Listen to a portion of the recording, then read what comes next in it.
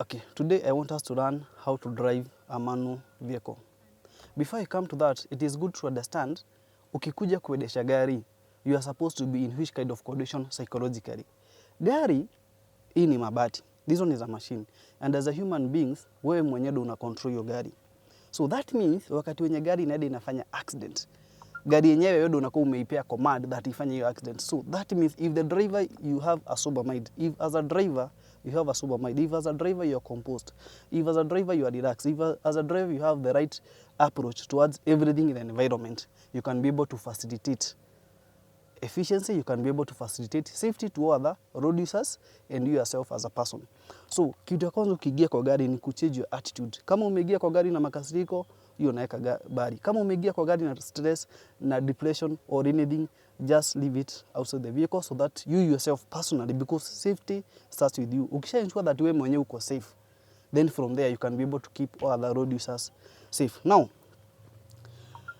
after conditioning your mind, after programming your brain that it's time that now you drive and you leave everything else behind, sasa ni wakati wako kuendesha gari, ndio unakuja sasa you understand your vehicle apparatus. For example, we need to understand all what you can see here so that tujue vile to operate. This one is called the indicator.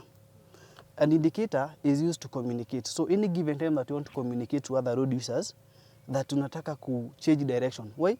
Because vile human beings communicate, vile human beings talk, that's a method of communication. Now between drivers and other road users, between drivers and environment, we will communicate through indicators. That means ukitaka ku turn to the right, this knob here, you push it down once and the vehicle indicates that you are turning to the right. If you want to turn to the left, the same knob, you push it up and the vehicle communicates that you are turning to the left. Now, the same knob is the same knob ndio inatumikaga kuweka lights in the vehicle. If you want to engage parking lights, hii knob unafaa kuzungusha mbele once. That is parking lights. Sasa ukizungusha mbele once, umeengage the parking lights. Ukitaka kuweka dim lights, the same knob unazungusha mbele the second time. That way, the second time, ukizungusha mbele the second time, that means that you engage the dim lights. So when do you dim up your lights? You usually dim up your lights when you're driving in a well-lit area, wakati unaendesha gari pale ambapo kuna maybe mulika mwizi kwa estate, wakati unaendesha gari ina two-way traffic whereby you are facing an oncoming traffic, you are supposed to dim up your lights. Wakati unaendesha gari, wakati when you're following another vehicle close behind, when you want to overtake, you dim up your lights. So those are instances, some of them that you're supposed to dim up your lights. Now, the third gear of this one ni full lights. Ukitaka kuweka full lights, the same knob unafaa kuisukuma mbele this way. That way ukisukuma mbele, that means that you've engaged the full lights. So tumesema that this knob serves three purposes. Number one, if you turn down, push it down, unaweka indicator to the right.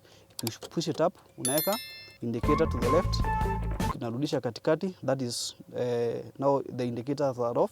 Ukitaka kuweka parking lights, you push it mbele once, una road mbele mara ya kwanza, that is parking lights. Mara ya pili, that is dim light. Ukisukuma mbele, that is full lights. Now, the next thing that you're supposed to understand in your vehicle, it is how to adjust the mirrors. Why? Because driver akona macho tatu. Zake mbili, for the mirrors. The near side mirror, the off side mirrors, and the rear view mirrors. This is where you operate the mirrors from. This one is for the ignition. Ukitaka kugurumisha gari unafinya hapa, gari inaguruma.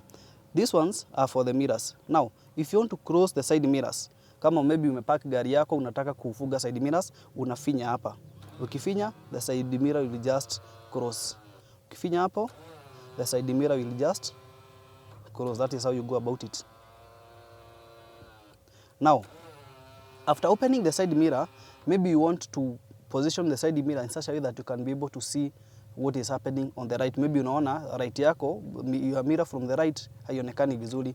This button that is here, ndio kwanza imeandikwa left and right. Kama unataka ku adjust the right mirror, unafinya hapa chini. Ukishafinya hivyo, that means that now umeweka weight to the right mirror. Umeturn the right mirror to be the subject of the front mirror. Kama unataka iangalie juu, unafinya hapa, the mirror will just move up. Kama unataka mirror iangalie chini, unafinya hapa, the mirror will just move down. The mirror will just move down. If you want your mirror to face to the right, unafinya this other side here. Unafinya up this direction.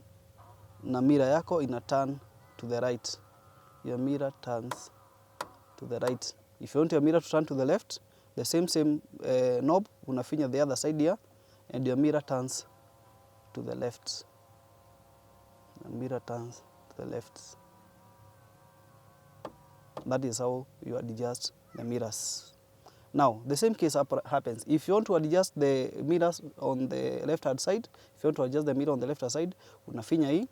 Kisha finya, ufinya now that you want now attention to be on the left side mirror. Kama unataka mirror iangalie juu, unafinya hapa, the mirror just turn up.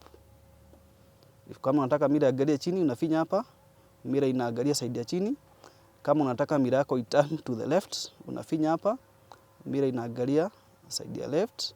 Kama unataka mirror turn to the right, unafinya hapa, alafu mirror inaangalia to the left. And that is how you adjust the mirrors. That is how you use this knob. Now, the next thing that you are supposed to look at, it is how you position yourself when you want to drive. Why? Unapata watu wengi wanafanya makosa ya, ukisha ingia kwa gari, you just belt up, not knowing what else is going to happen. Unapata mtu akiingia kwa gari kitu ya kwanza ni kufunga belt. For example, if I happen to belt up,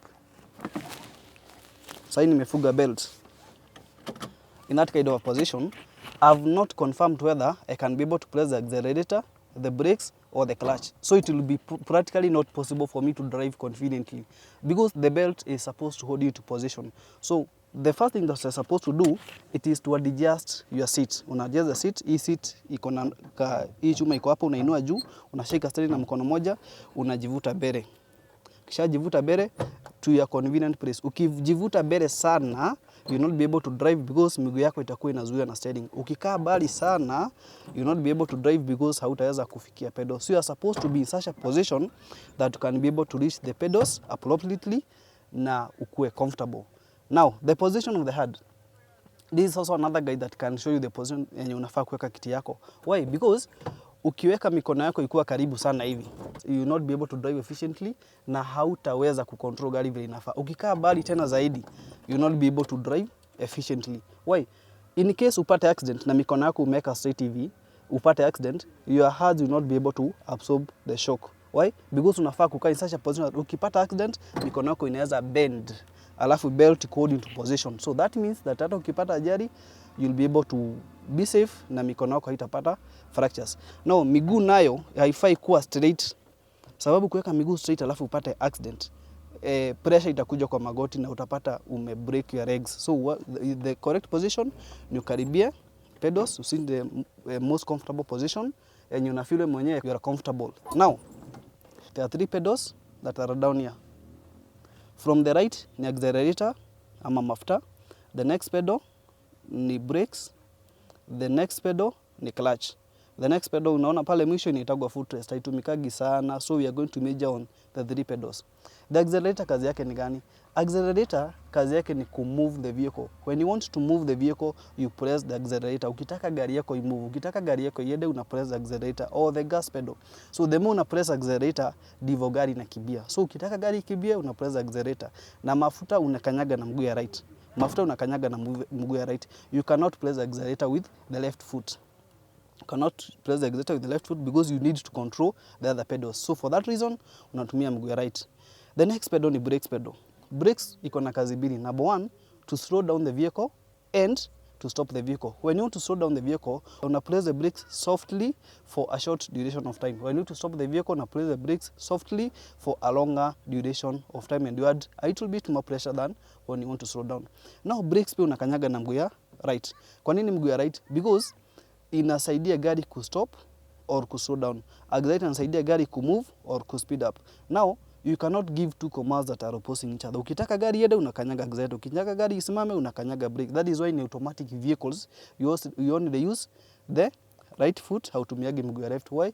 Because hawezi kupeana commands mbili that are opposing each other. You have to give commands that are facing the same direction. So kama ni gari unataka imove, kanyaga mafuta. Ukitaka gari isimame, ukanyage brakes. The next pedal, it is the clutch.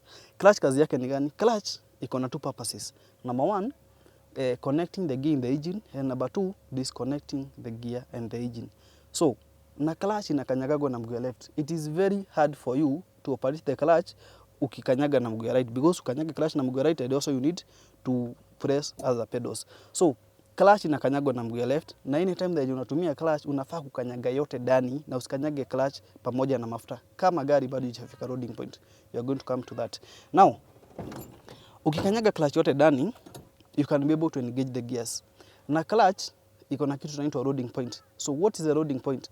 The loading point is the maximum point at which the engine can sustain the vehicle in motion without using the accelerator. I've said that the loading point is the maximum point that the engine can be able to sustain the vehicle in motion without using the accelerator.